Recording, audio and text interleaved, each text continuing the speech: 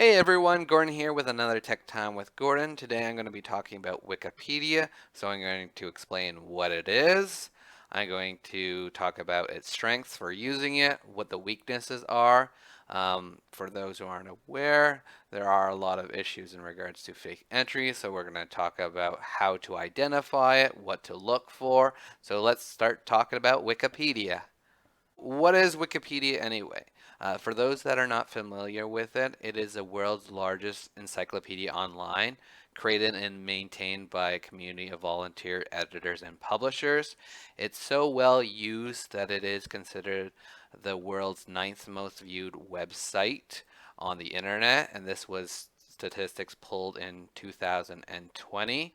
So if you are looking for information in regard to some sort of subject, Wikipedia is a good starting place, and we're going to talk about what strengths it has.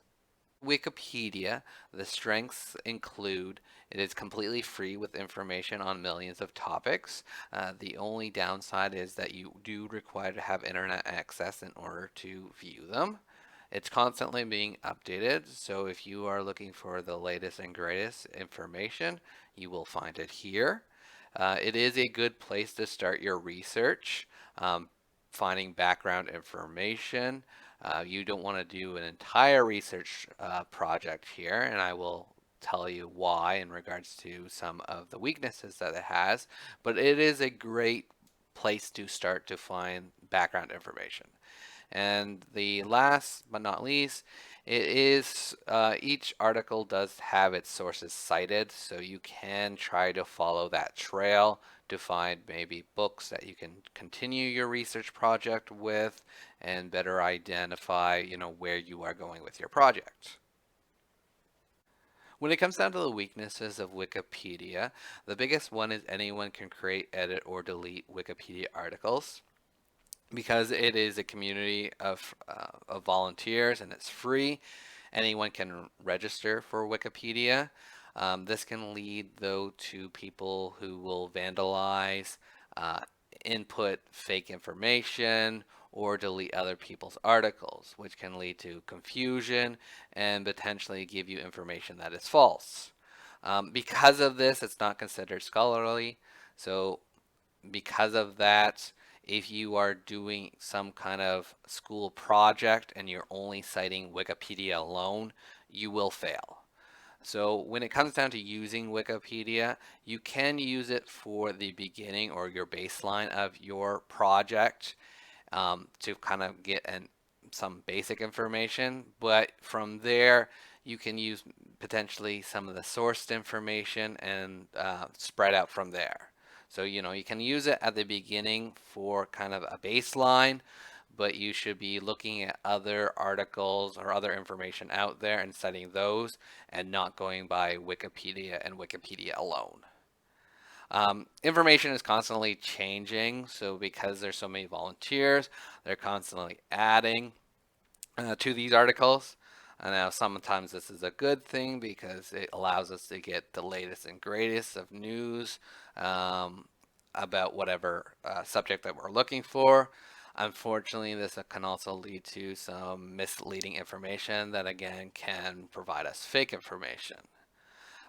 Because it's volunteer, and that volunteer is writing an article, unfortunately, the audience can vary. So, sometimes when people are inputting information, they can be very scientific, and some of the words might not make sense to you. Not everything is, built for the layman. So, you might find an article, but it might be too confusing for you. And then again, not every article is intended for specifically me or you. You may be asking yourself, well, Gordon, how do I determine the accuracy of these Wikipedia articles?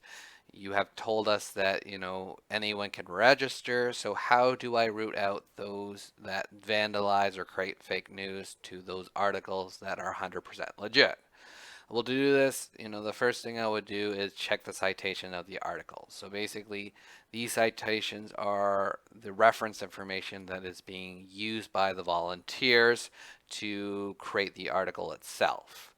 Now, not all citations can be credible. So, you have to use your judgment. So, look at each citation, try to find that source and see if it, is relevant to the article that you're looking for. You can check the revision history.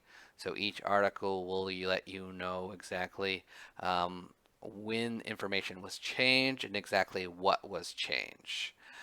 You can also check the accuracy by reviewing other sources online. So other good sources that you can use are Google Scholar, Microsoft Academic Search, and CiteSeerX. To demonstrate the information that I've just shown, I pulled up a Wikipedia article right here for you. If we kind of scroll down through the information, you'll see some of these numbers which indicate the citations or what the information is being referenced from.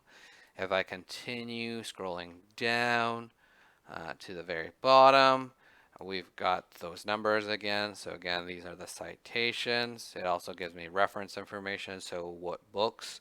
So again, Wikipedia is a good starting ground because you can find potentially source books that you can branch out your research and go through yourself. And then you can use those to cite in any schoolwork that you are doing. So again, using this as a beginning and then expanding onto it using information that it provided. Different newspaper and website articles. So I'm going to go to the very top. So we can view the source. This kind of gives you a little more information. So it does tell me that it does have the page is currently semi-protected, so only established registered users can edit this. This means that it's going to be harder for those who like to vandalize articles. So this gives me some good insurance in that. I can go view history. So again, what history is going to show is going to show us all the different changes that have been made. Some of them might be very basic. I was able to pull one of these, and I'm going to just show you.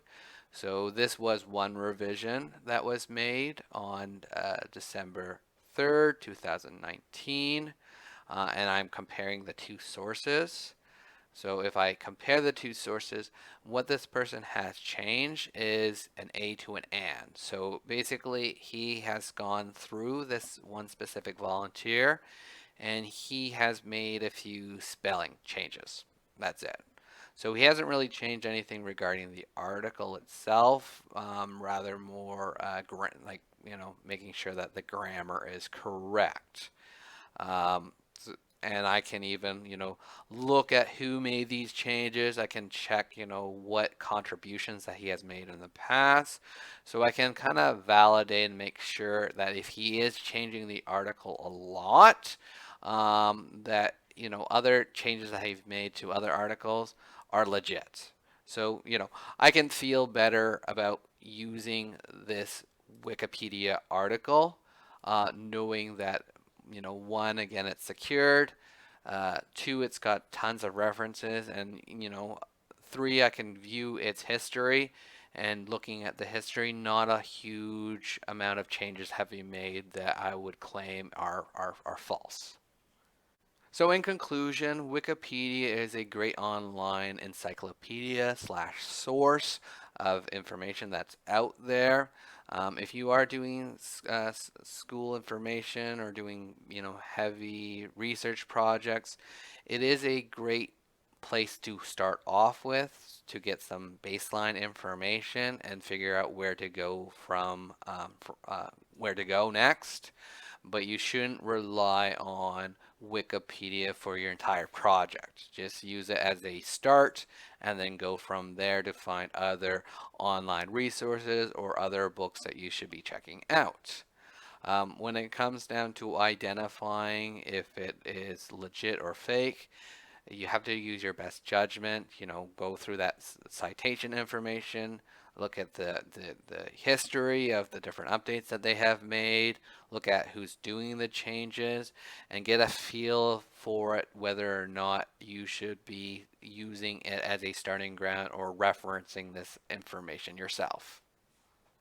So I hope you enjoyed my take on Wikipedia.